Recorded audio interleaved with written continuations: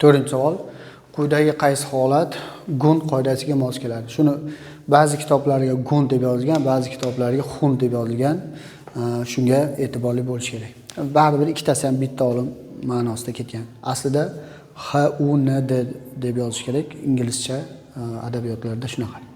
O'sha demak, xun qoidasi qanday bo'lgan? Xun qoidasi aslida yacheykalarda elektronlar joylashishi avval yacheyka to'lguncha bittadan yuqori spinga joylashtiriladi. Ortiqcha elektronlar tartib bilan birinchi yacheykadan boshlab pastga spinli qilib joylashtirib to'ldiriladi. Ya'ni avval yuqori spinlik mana to'lmay qolibdi. To'ldirib, keyin pastga spinli joylashtirish kerak. Bu xato xun qoidasiga ko'ra. Aslida kitobiy talqini mana bunday bo'ladi. Yacheykada elektronlar shunday joylashtiriladi-ki, natijada ularning spinlari yig'indisi maksimal qiymatga ega bo'ladi degan qoida xun qoidasi. Oddiy tilda tushuntirsak, yacheykaga elektronlar bittadan tepaga joylashtiradi avval, tepaga va ortib qolganlari pastga bir chekkadan joylashtiriladi. Xo'sh, shunda qaysi biri xun qoidasiga mos keladi? Mana bunisi to'lmasdan turib pastga joylashtirib qo'yibdi, xato.